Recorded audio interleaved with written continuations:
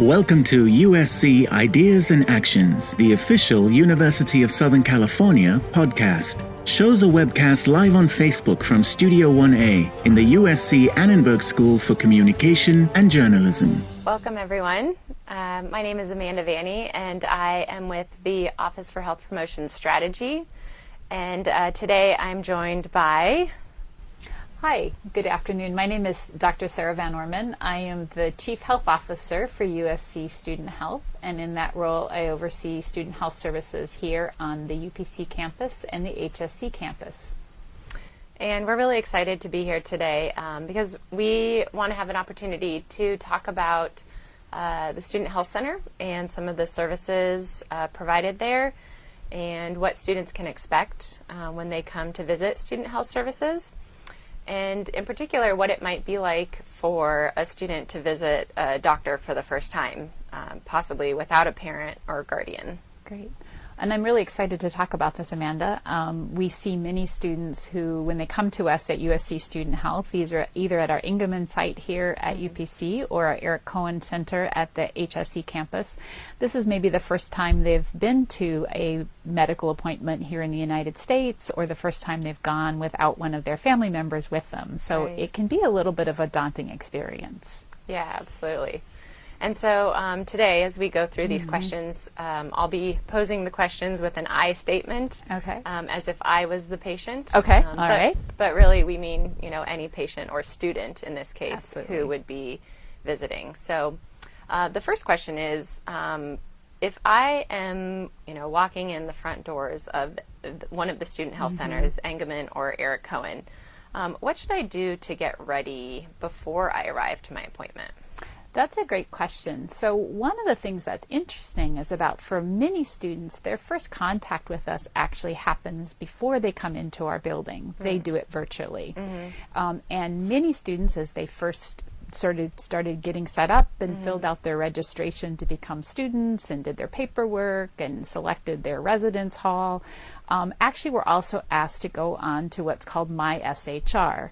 And on My SHR, that's our secure patient portal, we ask students to tell us their immunizations requirements. Have they had all the vaccines they need to stay healthy? And we also, in that portal, ask them to tell us about their medical history.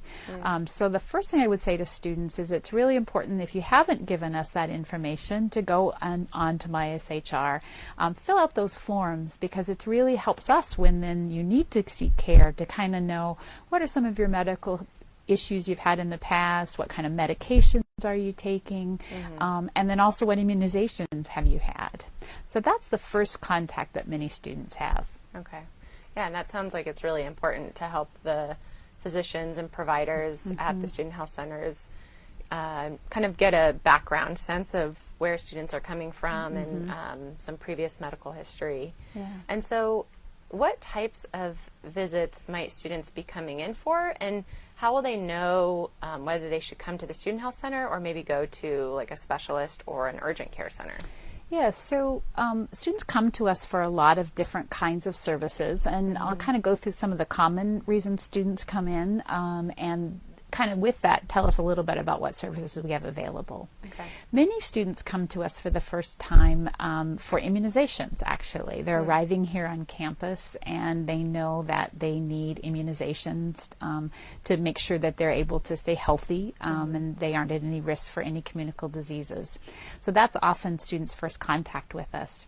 We do lots of immunizations, including actually as students stay on campus with us, if they're going to be traveling abroad or having a semester away, they might come visit us to get some of those vaccines so that they can stay healthy when they're out of the country. Right.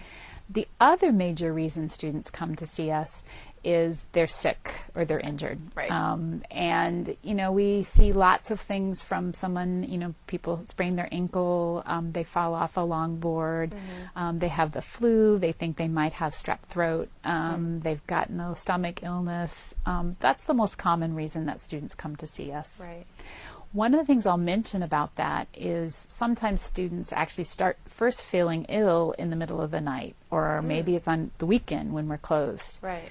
one of the things that I really think it's important to students to know about is even when one of our student health services is closed, we actually have a nurse on call. Okay. So if you call our main number, 213-740-WELL, that's 9355, Yep. we'll actually put you through a nurse 24 hours a day, 7 days a week. So as a student, I can call any time of the week, any day, when we're closed, anytime, even if the health center is closed. Even if the health center is closed. Okay. And that's really helpful because sometimes people are like, well, I don't feel good, but I don't know, should I go in now? Do I need to go to the emergency department? Is there something I can just maybe buy and help myself feel better? Yeah. So using that number to give us a call is a good way to figure that out. Right. If you do that, or if you're feeling ill and you want to come in, then what we want, if you feel like you need to see someone, then we actually want you to go ahead and call and schedule an appointment. Okay. And we actually have appointments available. 90% of our appointments are scheduled the same day or the next day. Okay. So the other nice thing that you can do is if it's 1 a.m. and you're like, boy, I really don't feel good, you can go back into that same MySHR where you put your immunizations and your health history, and you can actually schedule your appointment for the next morning. Okay.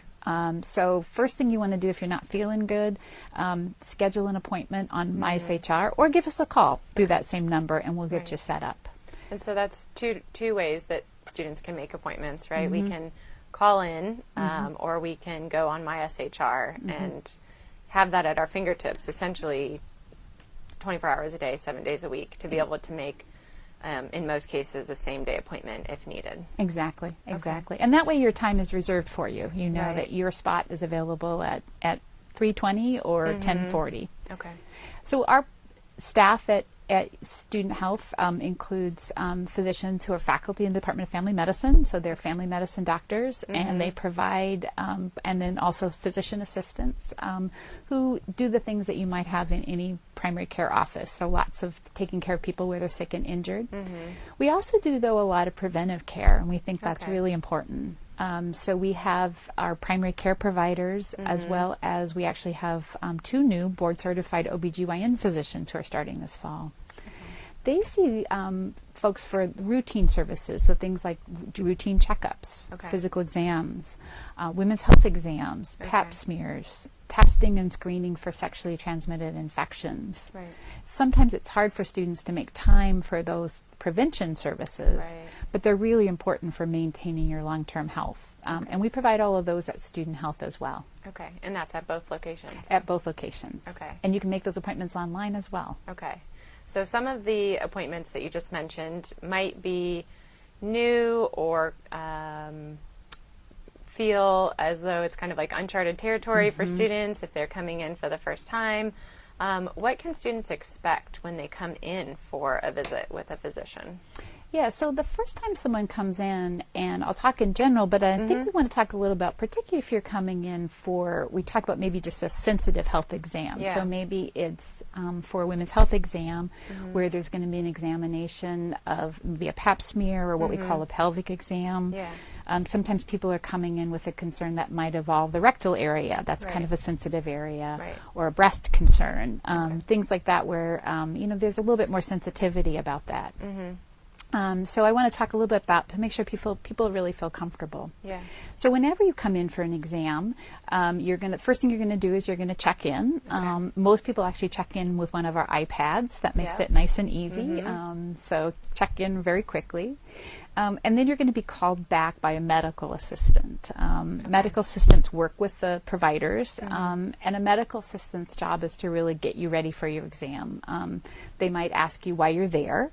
And the reason why they do that is to make sure that they have things set up for the provider. So if you're there for a particular concern, they might get different equipment out or tools or specimen collection so that we have everything ready when we go in to see you. For example, if you come in and you're complaining that, oh my gosh, I think I might have pink eye, that medical assistant will actually test your vision. So by the time I see my patient, that's all taken care of. So some people wonder, well, why does the medical assistant want to know why I'm here? But it helps us to get ready for that exam. They might ask you what medicines you're taking. They're going to ask you about your allergies to any medications, which is really important. And then they're going to take what we call our vital signs. And people are pretty familiar with that generally, but it's going to be your temperature, your blood pressure, your pulse, your height, and your weight. And so those are all entered into your electronic health record. Okay. Once that's done, then your healthcare provider is going to come into the room. And your healthcare provider asks, what we do in exams is pretty standard, and there's different parts of it, and what we do at each part is the same in most encounters, but what we actually do might vary based on why you're in. Okay. The first part is what we call the history, and so we ask the person why we're there, and then we might ask a series of questions based on that to understand a little bit better about what that problem is. So if someone sprains their ankle, we might ask them, how did it happen? When did it happen? When you sprained your ankle, which way did your ankle turn? Were you able to walk on your ankle? Those are all things that help us understand what happened at that injury, so we know how to do the proper evaluation. Right. If it's a sensitive health exam, let's say someone is interested in screening for sexually transmitted infections, we'll ask a very different set of questions. Okay. And this is somewhere where people also wonder, why are they asking me all those questions? Right, yeah. It's personal information. Personal information. Yeah.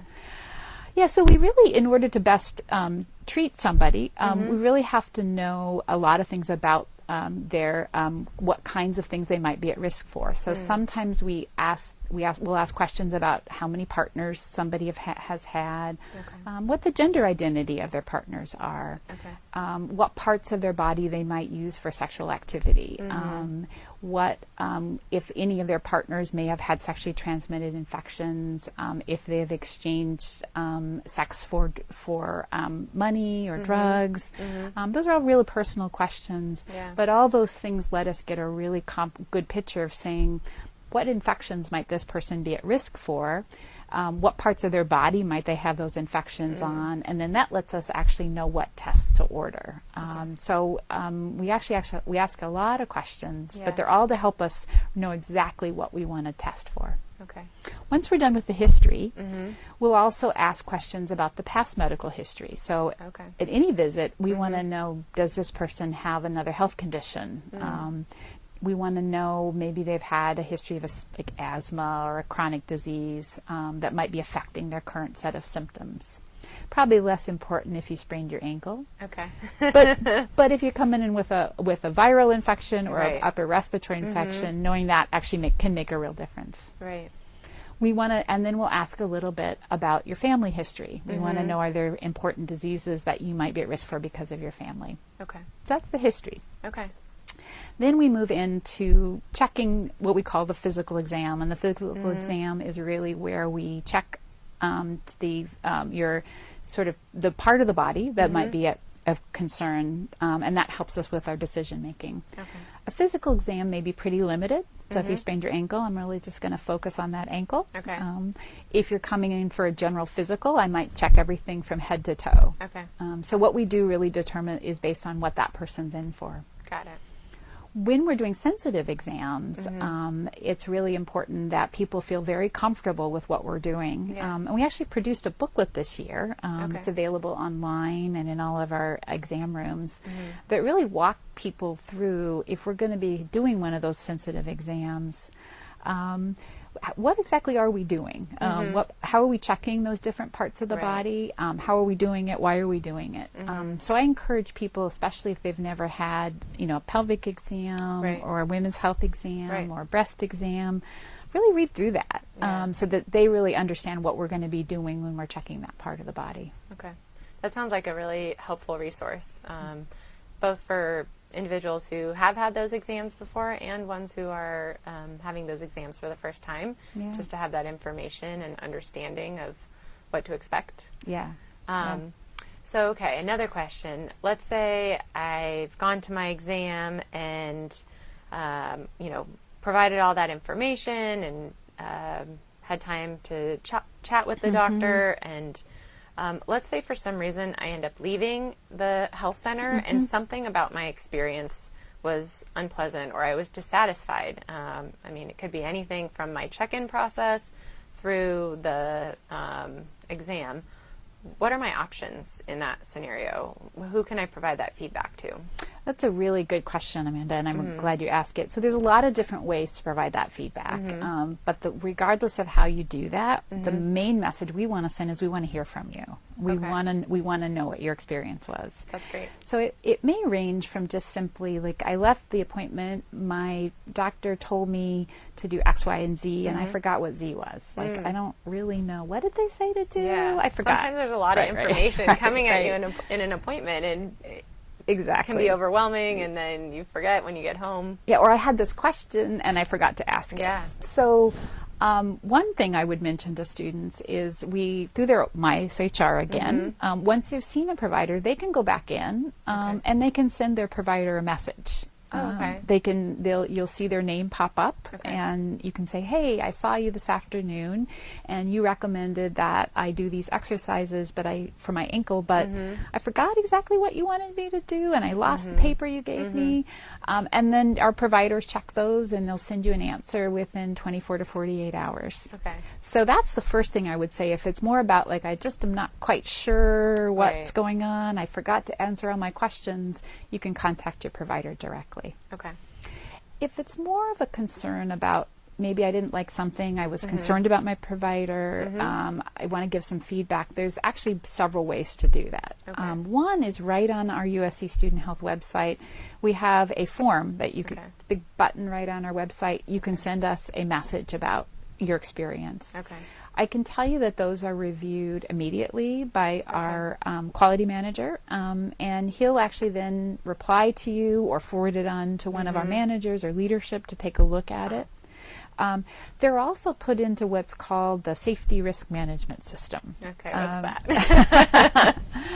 So that's a really important thing that we have in place now. What that means is not only does our quality manager look at it, not only do the managers, like our leadership, our clinic managers look at it, not only do I look at it, but it's also looked at by the Office of Integrated Risk Management at Keck. So what is the Office of Integrated Risk Management at Keck? Yeah. What that means is it's a team of really professionals whose job it is to look at situations, to review them, to make sure that if anything is happening that is not about good, high-quality patient care, that it's immediately evaluated and there's a resolution, whether that's working with a staff member, whether it's reaching out to the patient. Yeah. So there's a whole team of risk managers at Keck that are going to look at any concern about a provider and make sure that's addressed appropriately. I think that really can send a message to students that, you know, if something happens that you're uncomfortable with, it will be looked at by multiple people, and it's not that no one's going to pay attention to it. Right. That feedback can also go, it doesn't have to go to student health. If students are more comfortable, they can contact the office, the Keck Risk Management directly. Okay. They can contact the Campus Office of Compliance. They can contact OED. Okay. All those offices will send that through that same system, and there'll be that same really careful review by many pairs of eyes. Okay. But if they want to just send it, they can also just send it to us. If it's like, you know, I don't really like how the waiting room is laid out, and it was kind of dirty, you know, with hopefully never the case. But let us know, because that's good feedback, and we can then address it. Right. That sounds really comprehensive, and that there's multiple layers in place, and that students can share feedback on a variety of interactions, whether it's in a waiting room or something else. Absolutely. Okay. So we've been on this topic of student health, and healthcare is a really big component of student health and making sure that students are accessing their healthcare services. But I'm also curious, you know, I work in the Health Promotion Strategy Office. Absolutely. I'm curious what other resources are available on campus, to help students with their well-being over the course of their time on campus. Yeah, so one of the things that's really, I think, exciting about USC Student Health is we actually we really think about health in a very holistic way. And a big part of what we do is our medical services, which are, what people coming in who are sick and injured and need preventive care. Huge part of what we do. We see about 100,000 patient visits a year. So lots of people coming in, and we want to make sure people are getting really good care there. The other parts of student health, though, are also really important. So I'll mention briefly, we also have our mental health services. And I know we're going to be doing more communications on that. But I'll also mention that our mental health services are available to students. Initial intakes for students who are in crisis are available that same day. We also, that same number that I mentioned, that 213-740-WELL, if students call after hours, if they're experiencing an emotional crisis or mental health crisis, they'll be connected to an on-call counselor. Oh, wow. So 24 hours a day, 7 days a week, there's someone available for students who might be in crisis, whether that's when we're open through our center or through that line. So we have a team of therapists, counselors, psychologists, psychiatrists who really work to provide good care for students who might be experiencing mental health concerns. Related to our counseling services, we're also the home of the campus RSVP, Relationship and Sexual Violence and Prevention Services, which is a team that's really dedicated to serving victims and survivors of sexual violence and other forms of interpersonal violence, as well as doing prevention on campus and helping to kind of change the culture around consent and healthy relationships. So those are some other good services, but we got more, including your office. Yeah, we do a few things. So our Office of Health Promotion Strategy really tries to look at health from a big picture and say, the care you get from a provider is really important, but we also know that health and surveys to say, well, what are the health issues facing students? Who are the groups of students that might be having more struggles in an area or less. So we do lots of surveys. We gather a lot of data together to try to understand these health issues. And then we work to try to pull various parts of campus together, different groups that might be working on a complex issue, let's say about thriving and well-being. How do we pull the counselors together with the people that might be the academic advisors or the folks that are working in the residence halls, and create a structure where we're all working together to maybe say, some of this might be about getting more counselors, but it also may maybe be about, can we make this certain first-year courses or things we're doing a little bit less stressful for people? Can we make it a better campus environment for people to sleep in? All those other factors. All those other factors. That contribute to health and well-being. Yeah, so we do a lot of work in that space of what we call health promotion, which is thinking about how we keep and maintain health through the things that are not in the clinic but are really out. The Office of Health Promotion Strategy, most importantly, though, is the home of Bo. Oh, yeah. We forgot to talk about Bo, right? We did forget to talk about Bo. Who's Bo? I'm sure many of you know. Bo is our official campus wellness dog. So Bo has been on campus with us for 2 years, and he's entering his 3rd year. And his job is to go around and be kind of our ambassador for well-being. When he's out doing visits, we hear from students, and I'll say faculty and staff, but mostly students. We hear from them so often about what a positive impact Bo's presence has for their time here. And, oftentimes students will share that they have missed their dog from home, or it's just really nice to have a dog around to interact with. And Bo has no judgment, so students can be themselves and just relax and spend some time with him. And so he's another one of our, I guess you could say, initiatives around student well-being. Wonderful. I thank you for sharing about Bo, but I do think he's an important reminder to all of us that it's really important to take that time and take care of ourselves. Absolutely. Well, I'm really glad that we got to spend this time together, and we're really grateful to Annenberg for letting us use this beautiful studio here in the Wallace Annenberg Hall. Fight on. Fight on. Thanks for listening. Subscribe to our podcast and follow us on Facebook.